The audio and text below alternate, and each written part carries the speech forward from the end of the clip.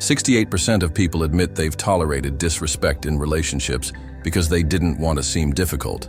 Let that sink in. If you've ever 1. Apologized for someone else's bad behavior. 2. Felt guilty for having standards. 3. Stayed in a situationship hoping they'd choose you. Your worth meter is broken. But here's the truth. Worthiness isn't something you earn. It's not something you prove. It's the unshakable knowing that you were born deserving respect, love, and effort. Full stop. For the next 20 minutes, we're resetting your worth compass. Not with fluffy affirmations, but with 7 undeniable signs you've been undervaluing yourself, and exactly how to fix it. Warning, this might sting, but that sting, that's your soul waking up. Part 1. You negotiate with red flags. Let's start with the most dangerous lie you tell yourself, the one that sounds like he didn't mean it like that, it's not that bad, or I'm probably overreacting. This isn't kindness. This isn't patience. This is you standing in a burning building insisting the smoke is just fog. And I need you to hear me right now. Every time you explain away disrespect, every time you swallow a gut feeling because you don't want to make waves, every time you bend your standards to fit someone's potential rather than their actions, you're not being understanding. You're being an accomplice to your own neglect. Think about the last time someone crossed a line. Maybe they canceled last minute, again. Maybe they forgot your birthday. Maybe they said something that made your stomach drop, then called you too sensitive when you flinched. Remember how you immediately started bargaining with your own pain? Well, he's stressed at work. She's usually so sweet. Maybe I did overreact.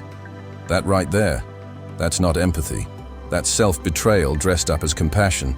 And it's the first sign your worth meter is broken.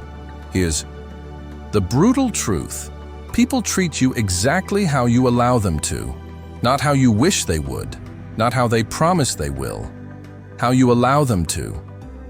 And every time you rationalize their behavior, you're handing them a manual titled, How to Love You at Half Strength. You're teaching them that your boundaries are flexible, that your standards are negotiable, that your heart is a compromise they can afford to make. I know you're afraid of being that girl, the one who speaks up, the one who walks away, the one who refuses to smile through neglect. But let me tell you who that girl really is. She's the one who sleeps peacefully at night. She's the one who doesn't waste years on potential. She's the one who ends up in relationships where she's cherished, not tolerated. Because here's the secret no one tells you. The right people aren't intimidated by your standards. They're relieved by them. They've been waiting for someone who knows their own value so they don't have to keep guessing. So here's your wake-up call. Stop interpreting red flags as stop signs you can negotiate with. Love shouldn't feel like a debate where you're constantly defending your right to basic decency. The moment you start requiring proof instead of promises, effort instead of excuses, consistency instead of potential, that's the moment the wrong people flee and the right ones finally see you. Not the watered-down version you've been presenting, but the full, unapologetic, radiant force of nature you've been hiding to keep from scaring away people who were never worthy of you in the first place. Your assignment. The next time your gut clenches, your throat tightens, or that voice whispers, "This isn't okay," listen. Not to their excuses, not to society's whispers about being too much. To you, the real you, the one who knew her worth all along, but just needed permission to stop negotiating with love that came with fine print. Tell me, what's one red flag you've been rationalizing that you're ready to stop negotiating with today? Or 2, you fear being too much. There's a special kind of loneliness that comes from shrinking yourself, from biting your tongue when you want to speak, from laughing at jokes that aren't funny, from pretending to need less just so someone might finally give you enough. This isn't compromise. This is slow suffocation. And it starts with one poisonous belief: that your fullness is something to be managed, that your needs are an inconvenience, that who you truly are, unfiltered, unapologetic, unleashed, might be too much for love to handle. Think about the last time you held back. Maybe you wanted to text first but waited 3 hours to seem chill. Maybe you wanted to ask where things were going but bit your tongue to avoid scaring him off. Maybe you downplayed your achievements so you wouldn't intimidate someone. That right there, that's not strategy, that's self-abandonment. And every time you do it, you're confirming your deepest fear, that the real you is somehow unlovable. Here's the truth that will set you free. The right people aren't scared off by your depth, they're drawn to it. Your intensity isn't too much, it's magnetic. Your emotions aren't dramatic, they're alive. Your needs aren't high maintenance, they're human. The problem was never you taking up space. It was you believing you had to earn the right to exist in your own life. I know you've been conditioned to think otherwise. You've been taught that love is something you earn by being palatable. That devotion is something you negotiate by making yourself small. But let me ask you this. When has shrinking ever brought you anything but resentment? When has hiding your fire ever kept someone warm? When has pretending to be less ever attracted more? The most revolutionary thing you can do is stop apologizing for your capacity to love deeply, to feel intensely, to want passionately. Because here's the secret. What you call too much is actually just more. More honesty, more vulnerability, more authenticity than mediocre relationships can handle.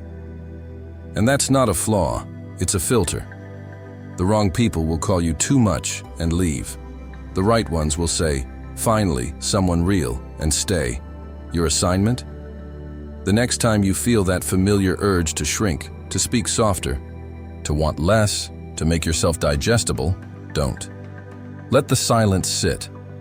Let them sit with the full weight of who you are.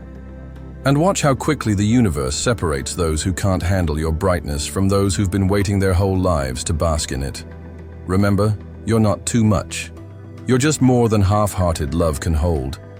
And that's exactly why the right love will cherish every overwhelming, inconvenient, extraordinary inch of you. Tell me, where have you been making yourself small that you're ready to take up space? Part 3. Your boundaries come with apologies.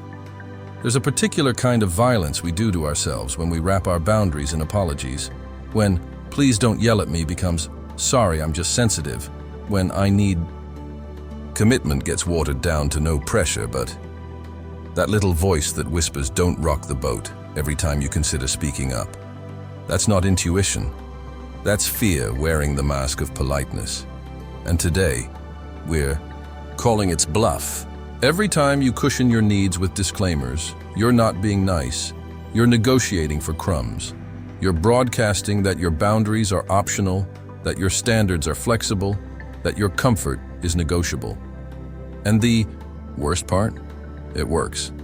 People treat them exactly as seriously as you do. When you say, I'm sorry to ask, but could you maybe not flirt with other people? Instead of I don't tolerate emotional infidelity, you're not preventing conflict. You're just postponing the moment when your resentment explodes. Here's the raw truth.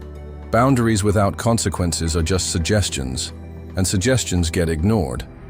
The moment you stop apologizing for your limits is the moment they become law in your life. Not because you're rigid, but because you finally understand that your peace isn't up for debate, that your safety isn't a compromise, that your standards aren't something to be reasonable about. Try this instead. The next time someone crosses a line, state the boundary once. Clean, clear, and apology-free. I don't stay in conversations where I'm yelled at. Then watch. What happens? Either they course-correct immediately, or they reveal exactly how much they valued your comfort in the first place. Either way, you win. Because enforced boundaries, even messy ones, train people how to love you better, or they weed out those who never intended to. Your assignment? For the next week, pay attention to how often you say sorry when you mean this is non-negotiable. Then start cutting the apologies. Not to be harsh, but because real love doesn't need you to shrink your voice to fit. Part 4. You confuse potential for reality. Let's talk about the most expensive lie you've ever told yourself. The one that starts with, "But he could be." The one that trades what is for what might be. The one that has you staring at a brick wall, convinced that if you just wait long enough, it'll turn into a door. This isn't hope. This isn't patience. This is you falling in love with a ghost, a version of someone that doesn't exist outside your imagination. And it's time to lay that ghost to rest. Think about the last time you defended someone with potential. He's emotionally unavailable now, but if I'm patient. She's careless with my heart now, but once she realizes, we're not exclusive yet, but soon, that ache in your chest when you say these things, that's not love. That's grief. Grief for the relationship you wish you had, with the person you hope they'll become. Meanwhile, the real them, the one actually standing in front of you, showing you exactly who they are through their actions, gets ignored like background noise. Here's the brutal truth. Potential is the cheapest form of currency in relationships. It costs nothing to almost be great. It takes zero effort to could be amazing. The right person doesn't make you play psychic, convincing yourself their future version will finally give you what their present self won't. The right person is that person, right fucking now. Stop mortgaging your present for a future. That never comes. Stop romanticizing the idea of someone while the real them treats you like an option. Love isn't a speculative investment. You don't get bonus points for suffering through the before to earn the after. Either they're meeting your standards today, or they're teaching you how little they think you'll accept. Your assignment? Write down 3 things they'd have to do differently to be the partner you deserve. Not could, not should, have to. If the list stays unchanged for more than a month, that's not potential, that's a no. And the sooner you walk away from what isn't real, the sooner you leave space for what is. Part 5. You feel guilty for receiving. There's a special kind of ache that comes when someone actually treats you well. That flinch when they remember your coffee order. That discomfort when they text first. That voice in your head whispering, "This is too much," when they give you the bare minimum. This isn't humility. This isn't not wanting to be a burden. This is your worth wound screaming that you don't know how to be loved without apologizing for taking up space in your own life. Think about the last time someone surprised you with effort. Maybe they planned a date without you having to micromanage. Maybe they listened, really listened, when you shared something vulnerable. Maybe they just showed up, consistently. Remember how your chest tightened? How you immediately thought, "I owe them," or "I don't deserve this." That's not gratitude, that's grief. Grief for all the times you didn't receive, dressed up as guilt for finally getting what you deserved all along. Here's the truth that will gut you. You've been conditioned to equate love with earning. To believe care is something you work for, not something you inherently merit. So when love comes easily, when it doesn't demand proof of your worth, your body braces for the catch.